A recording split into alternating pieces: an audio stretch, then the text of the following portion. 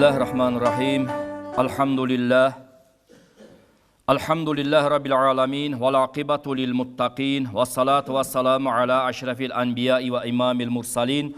Sayyidina nabiyina wa ala alihi wa ashabihi ajma'in. Amma ba'd. Assalamu alaikum. Hurmattu jamaatul muslimin. Hurmattu atalar, avalar. Жалпы musulman bir tuğandar. Ушул бүгүнгү Жума күнүбүз марек болсун. Ар бир басып келген кадамдарыбызга, амал китептерибизге Алла Таала чеги жок сооптор жазылышын Аллахым насип этип, ал эми экинчи койгон кадамдарыбыз бул дүйнөдө билип билинбей кылынып аткан ката күнөөлөрдүн кафарат кечирилишине себепчи болгон болсун.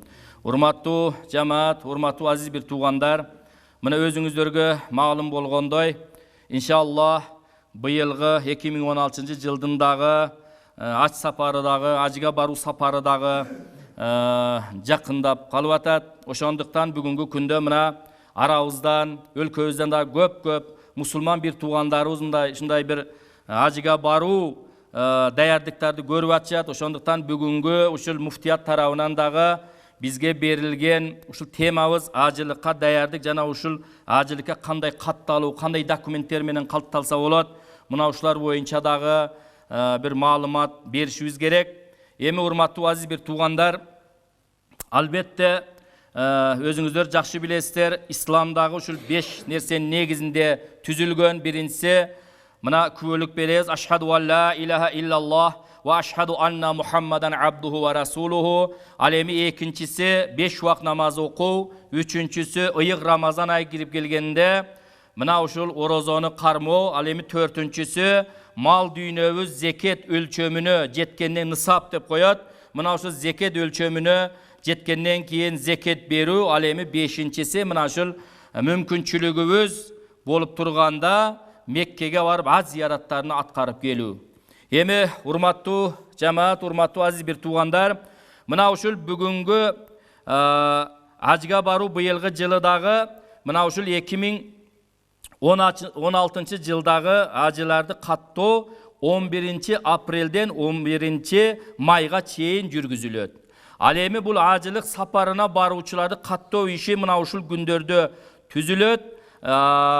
Кыргызстан мусулмандарын дин башкармасынын түзүмүндөгү облустук, шаардык казыяттарда жана райондук хатибияттарда жүргүзүлөт.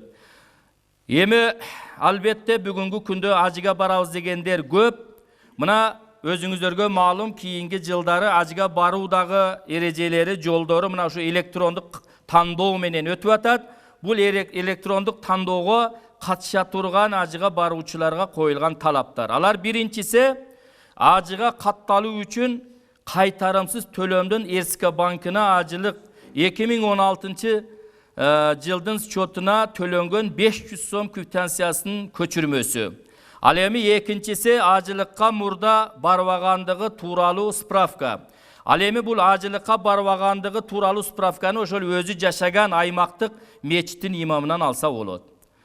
Үчүнчүсү, ошол колундагы ID карт, паспорт деп коебуз, ошол паспорттун учету дагы 2015 жылдын 1 октябрынан кем болбосу шарт. Ошого чейин ошол учетко коюлган болуш керек. Ал эми төртүнчүсү, чет элдик паспорт деп коебуз, бул ошол загран паспорт деп коебуз. Чет элдик паспортта болуш акыркы үлгүдөгү паспорт. Бешинчи шарт бул аял киши үчүн махрамдын болуусу шарт.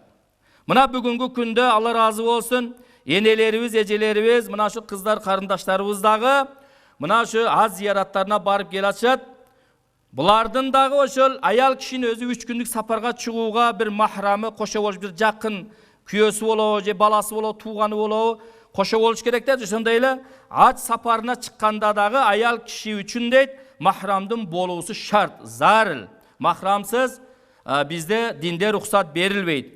Ал аялдын күйөөсү менен, эгер ошо аял өзүнүн күйөөсү менен бара турган болсо, нике күбөлүктөрү болуусу шарт. Ошо ортодогу бая ЗАГС күбөлүк дегенде сал жакшыраак түшүнөбүз да, биз ЗАГС күбөлүк деп алганбыз. Ошо нике тууралуу ошо күбөлүгү болуусу шарт.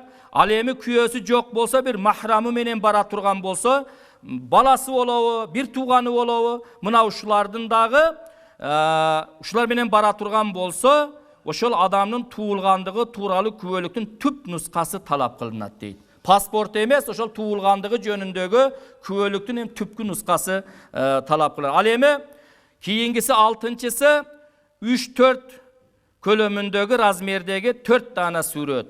Ал эми сүрөт дагы түстүү цветной болуш керек, анан матовый кагазда болуусу шарт дейт. Аялдар үчүн сүрөткө ак жана кара жоолук, ал эми эркектер ак көйнөк жана ак баш кийим менен түшкөнгө болбойт. Эмне үчүн болбойт? Себеби аялдар үчүн сүрөткө түшүп атканда башында ак жоолук же кара жоолук менен эгер түшкөн болсо, ал аркасындагы сүрөткө түшкөн жери аркасындагы ак материал тартылып калат экен. Ошон үчүн башы көрүнбөй калат экен, аппак болуп, же болбосо ошо аялдын эмнеси бир гана ошо жүзү эле көрүнүп калат экен. Калган башы булар жакшы тартылбай калат экен. Ал эми эркектерге ак көйнөк жана ак баш кийим менен түшкөнгө болбойт. Эркектер эгер сүрөткө ажыга баруу сүрөткө түшө турган болсо, жылаң баш түшөт, анан бир кара костюм кийип түшсө жакшы болот. Себеби аркасындагы тартылган материал ак түстө болуп, баягы сүрөткө түшүп аткан адамдын бир гана бети түшүп калат экен, ак көйнөк денеси көрүнбөй калат. Ошондуктан кара костюм кийип түшсө ушул жакшы болот экен. Мунун дагы ошондой өзүнүн шарты бар. Эми ажыга баруунун кийим размери жана жеке номер телефону алынат.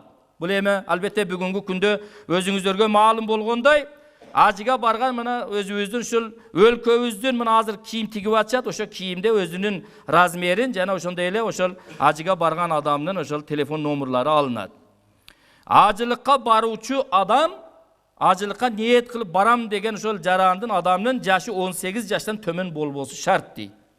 Эгер 16-17 жашка болсо буга уруксат берилбейт. 18 жаштан өйдө болуш керек. Анан эскертүү, жогорудагы талаптар өзгөртүлсө дагы кошумча маалымат берилет. Ал эми буларга дагы бир өзгөртүүлөр эгер киргизиле турган болсо, муфтият тараптан, казыят районубуз тараптан бизге маалымат жетсе, иншалла толук сиздерге дагы жеткиребиз.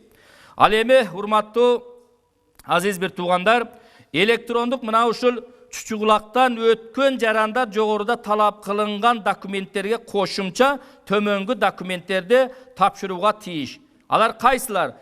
Мына өзүңүздөр жакшы билесиздер, 2-3 жылдан бери чучугулак менен ажыга барып атышат. Бул дагы эл ичинде бир мындай адилеттүүлүк болсун деген маанада ушундай болуп атат. Мына бул дагы азыр жакшы ишке ашып калган.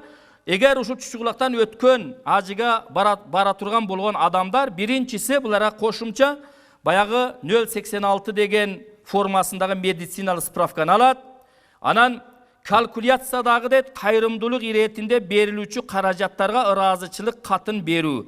Ыраазычылык кат берүү ажынын ошо ыктыярында дейт. Анан келишимге кол коёт, ажылык визасын алуу үчүн анкетага да кол коёт дейт. Эми урматтуу азиз бир туугандар, урматтуу жамаат, бүгүнкү күндө мына ажыга бара тургандар районго, шаарыбызга барып туруп, мени биринчи жазып кой, мени биринчи жазып кой деген бир талаш тартыштар да болуп атат. Мунун да күбөсү болуп атабыз. Бул жерде чучугулак болгондон кийин ал биринчи жазыласызбы, 1000-чи жазыласызбы? Ошо чучугулактан өткөндөр гана ошол ажыга барат. Ошондуктан канчанчы болуп биринчи орунду талашпастан Алла Таала кимге буйруп насип кылган болсо, мына ушулар адам гана барат. Ошондуктан орун талашуу болбойт. Бул жерде ошо чучугулак аркылуу гана барат. Эми мына ажыга баруу каражат бүгүнкү күндө 2550 акш доллардын айланасында болуп атат. Бирок азыр так маалымат жок.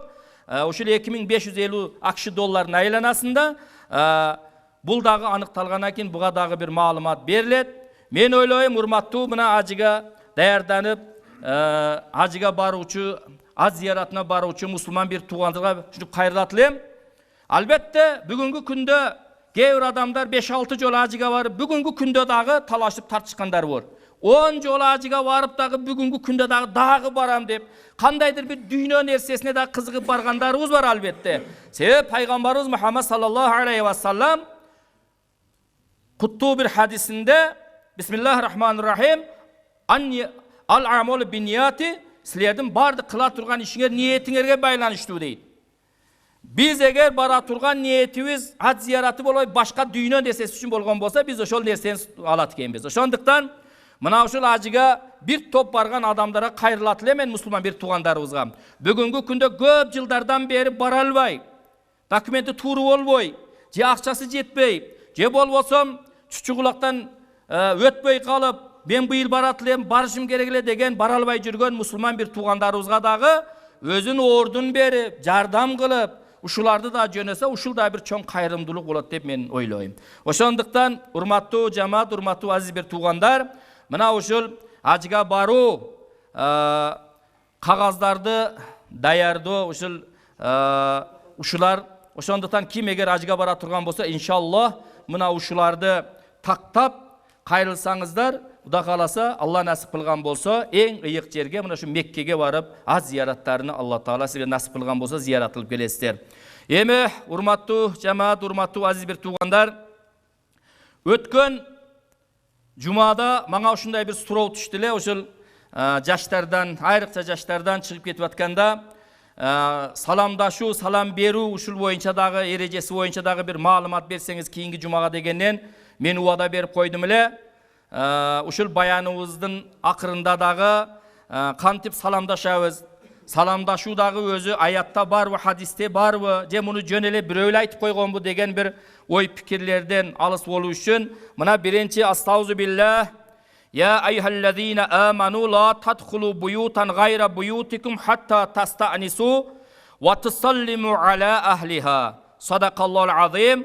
Мына ушул Кур'ани Каримде Nur сүрөнүн 27 аятында Алла Таала сизи бизге кабар бербеде. Я айхаллазина аману, иман келтиргендер, бирөөнүн үйүнө барсаңар, саламдашпастан кирбегиле, биринчи салам бергиле, амандашып, анан кийин рухсат алып киргиле дейт. Мына бул дагы далил, мына ушул Кур'анда. Аузу биллахи минеш шайтанир ражим. Фа иза дахалтум буютан фасаллиму аля анфусикум tahiyatan min indillahi mubarakatan tayyiba. Mına kiyingi da Nur сүрөнүн 61 ayatında Allah Taala mına ушундай кабар берет.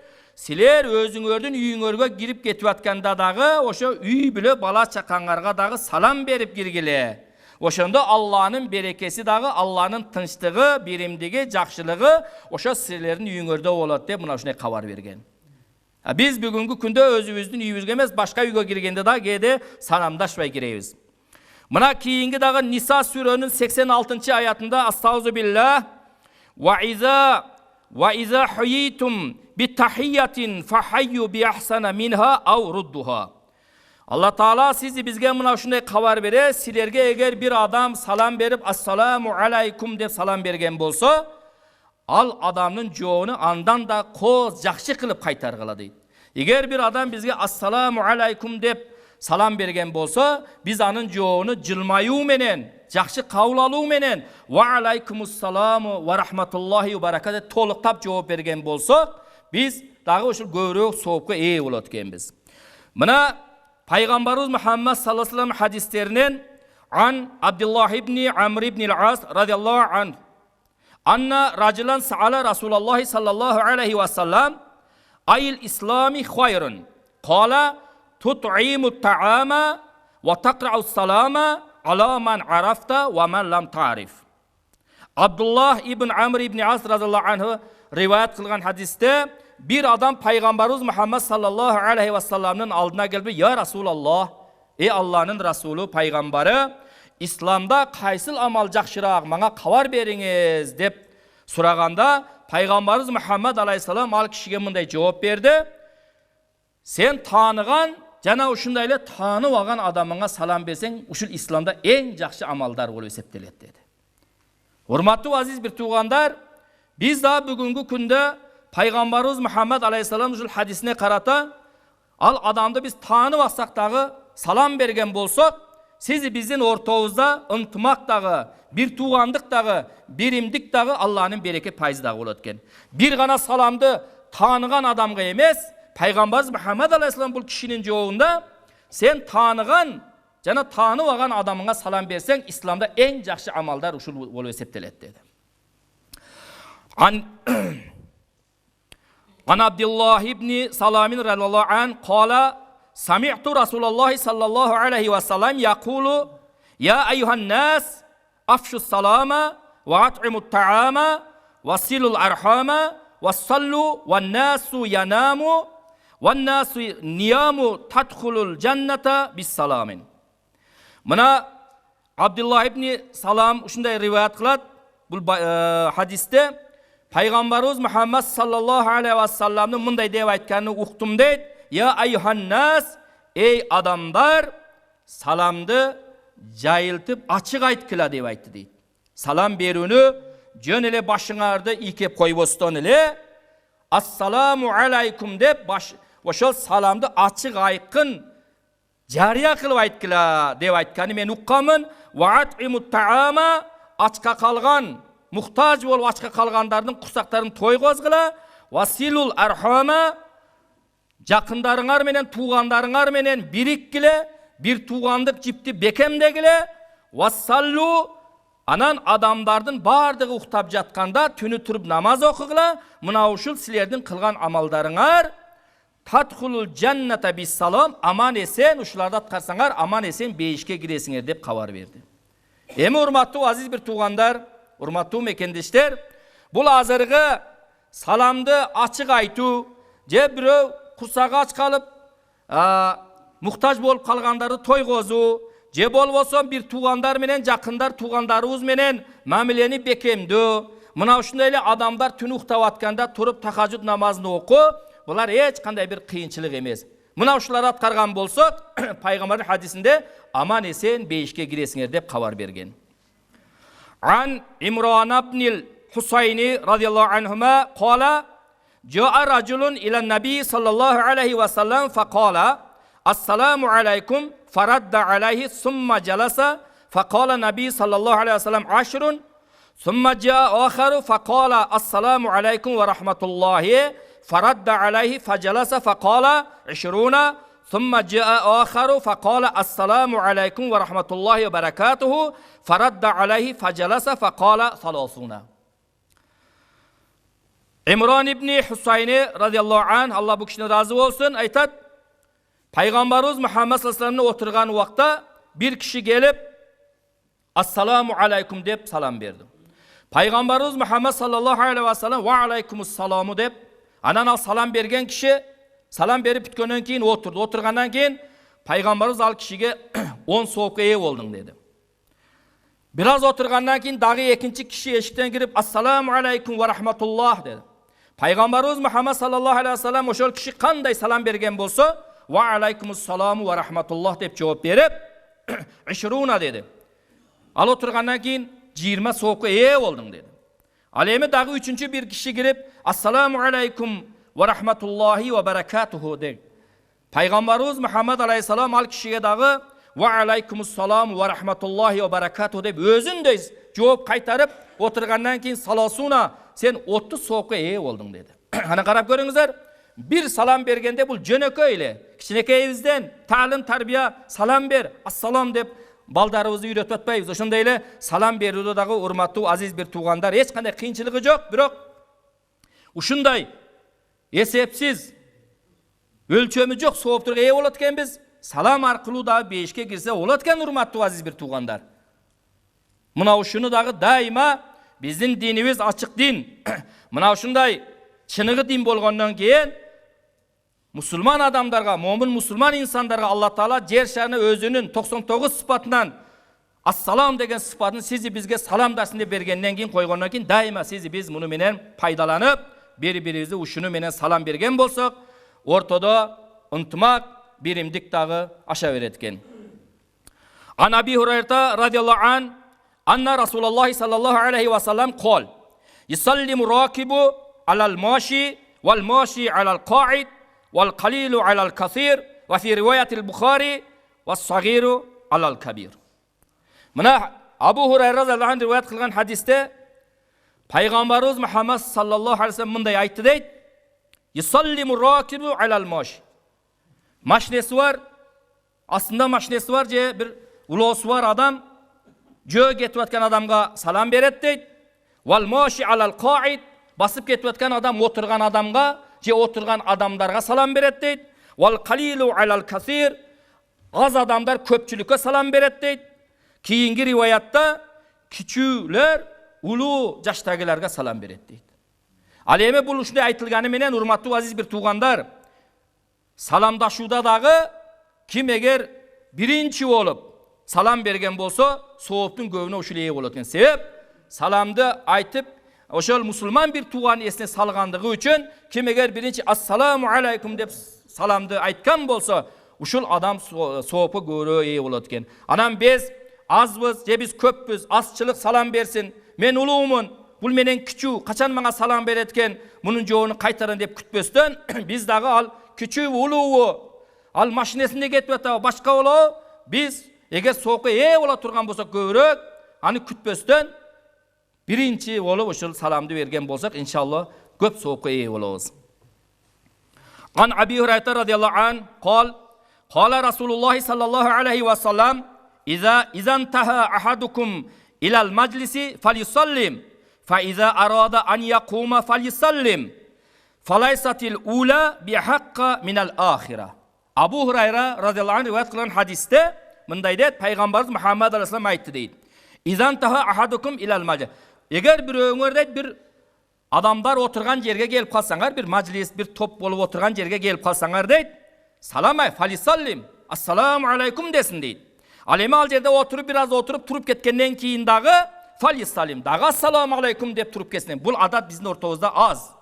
Bul adat sizi bizim ortamızda eğer bir yerge varıp turup assalamu aleykum dep girsek al yerde oturup keyin çıgarda un çıkmayla jakşı kalыңыз dep çıkıp ketesiz. Birok jakşı kalыңыз dep assalamu aleykum dep çıkıp ketişimiz gerek. Mına uşul yerde sebebi falaysatil ula bihaqqa minal ahira.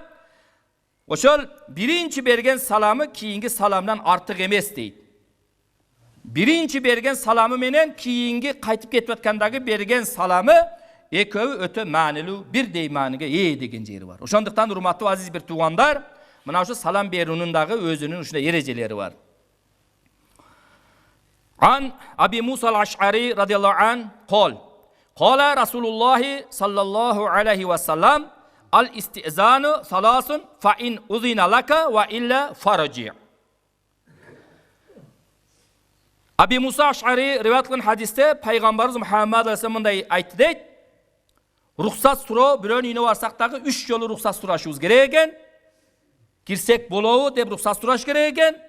Fa in uzina laka eğer sana ruhsat verilse gir deyt. Alemi ruhsat verilbese faraci kaytıp ketever deyt.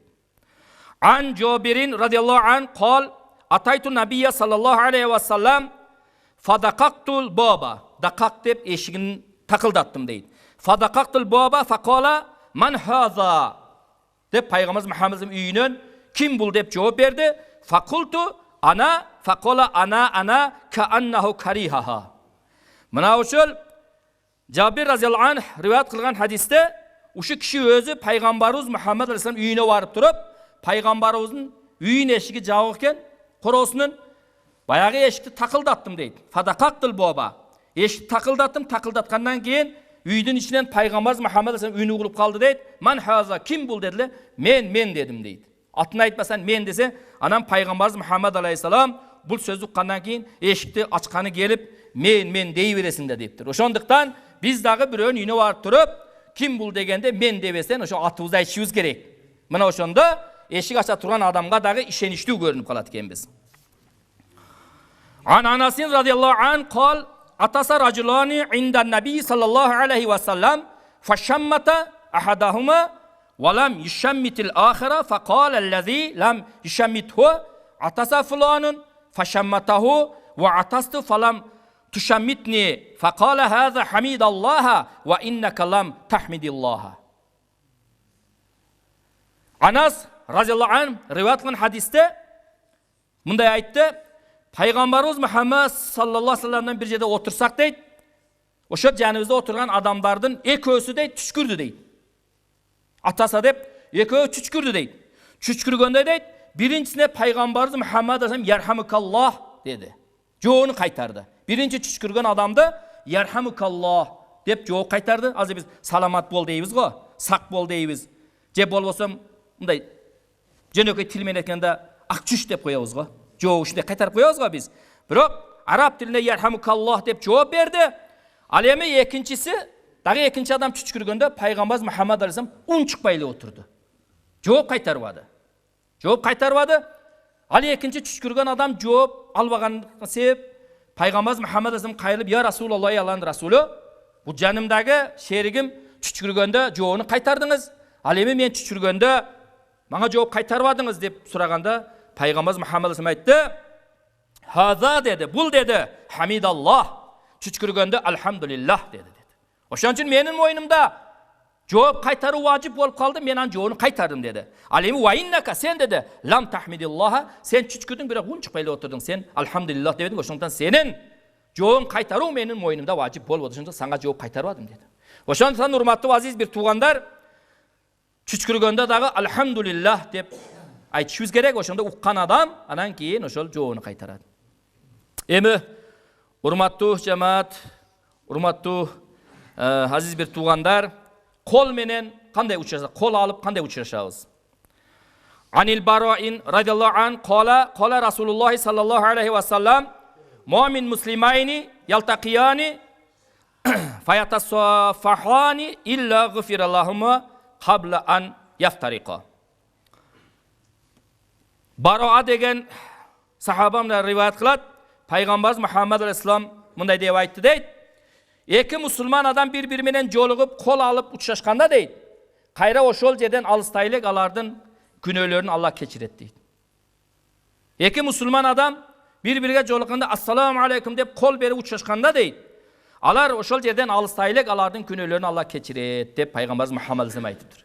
Эми кээ бир адамдарга мындай маселе кылсаң мынтип ойлойт да, бардык күнөөнү кыла берсек, боло берет экен. Бирок бир гана "Ассаламу алейкум" деп барып мусулман бир туган колуну кармап туруп силкип учурашып койсок, күнөөлөрдү кечирилет экен деген ойдо батпаңыздар.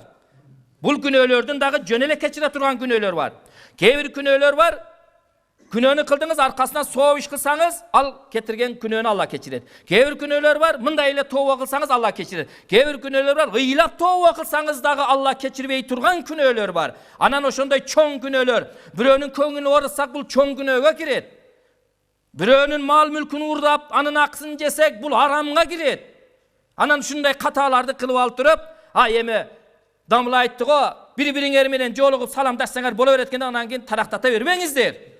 Ошондуктан урматтуу мекендештер, урматтуу азиз бир туугандар, бул салам бергенде дагы кечириле турган күнөө анча-мынча баягындай бир кичинекей, бирөөгө зыян бербеген, өзүңө болгон күнөөлөрдү гана Алла буларды кечирет. Анан бардын кечире турган болгондо бүгүнкү күндө мусулмандарга чоң бир жол ачылып калат эле да, бардык иштен жасай берет эле. Ошондуктан бул катаны кечиришин дагы ушундай бир кичинекей күнөөлөрдү айткан бул жерде. Ан Аби Хурайра радиаллаху анху قبل النبي صلى الله عليه وسلم حسين بن علي رضي الله عنهما وعنده الأقرع بن حابس فقال الأقرع إن لي 10 من الولد ما قبلت منهم أحدا فنظر إليه رسول الله صلى الله عليه وسلم فقال من لا يرحم لا يرحم. Abu Hurayra radıyallahu anh rivayet kılan hadiste aytat kabbala nabiyyü deydi. Peygamberimiz Muhammed sallallahu aleyhi ve sellem Hazreti Ali'ni жақсы білесіздер, Peygamberimizin kүйеу баласы. Мына ошол Hazreti Ali'nin баласы İmam Hasan Peygamberimiz Muhammed aleyhisselam'ın алдына келгенде невресі да құшағына алып, анын бетінен өп қойды невресini. Анан ал жерде Акра деген киши отырған эле, ал Peygamberimiz Muhammed aleyhisselam nevresini құшақтай өпкөнү көрүп, Акра деген киши эмне деди? Faqala al-Akra, Akra aytdı. İnnali 10 minal waladi. Menin 10 balam var dedi. Biroq бүгүнкү күнгө чейин бирин дагы мен өп мындай bir мээр берген эмесмин деген маанада айтты. Мен мындай балдарымы жакшы көрүп өпкөн эмесмин бүгүнкү күнгө чейин, бирок мен 10 балам бар дегенде, Пайгамбарыбыз Мухаммад алейхиссалам мунун жообуна мындай жооп кайтарды. Faqala Rasulullah sallallahu aleyhi ve sellem man la yarham la yurham dedi. Анын жообуна мээримдүүлүк кылбаган мээримдүүлүк кылынбайт деди. Ким бүгүнкү күндө эгер бирөөгө мээримдүүлүк кылбаса, бирөөгө боору урбаса, ага дагы эртең Алланын боору урбайт экен. Ага да Алла Таала мээр көрсөтпөйт экен. Ошондуктан урматтуу жамаат, урматтуу азиз бир туугандар, эгер 10 балабыз болсо дагы 10 баланы бирдей көрүшүбүз керек. Анан балдардын арасынан бирөөсү аябай акчаны көп таап, телевизор ала турган болсо, бир гана эле тапканыңыз ошого берип, анын тапканы биз алып, анан ошого эле мамиле кыла берсек, бул жерде бул ата мындай мамиле кылган эне дагы ошо перзенттерине кыянат кылгандардын катарына кирет. Себеп 10 баласы болсо дагы алардын ар биринин мүнөзү, ар биринин кылык жоругу, ар бирөөсүнүн бул дүйнөдөгү акча табуу жашоосу дагы bir başka bir жолдор менен болот экен. Бирөөсү аз, бирөөсү көп, бирөөсү жакшы жашайт, бирөөсү кембагал жашайт. Ошондуктан биз ата-энелер ошо перзенттерибиздин дагы бираз кыйналып аткан, кембагал болуп жашап аткандарына нары сүрүп койбостон, аларга биз жардам колубузду сунсак, бул дагы садака болот. Жылмаюу дагы өзү садака дейт. Ошондуктан урматтуу азиз бир туугандар, саламды дагы эгер бирөөгө ассаламу алейкум деп салам бергенде дагы жылмайып салам берген болсок, ушунун өзү дагы садака дейт. Ва ахиру давана Elhamdülillahi Rabbil Alamin. Amin ya Rabbal Alamin. Keyingi cumaga çeyin Allah Teala daim amançılıkta görüşelim. Allahu Ekber. Assalamu aleykum ve rahmetullahi ve berekatuhu.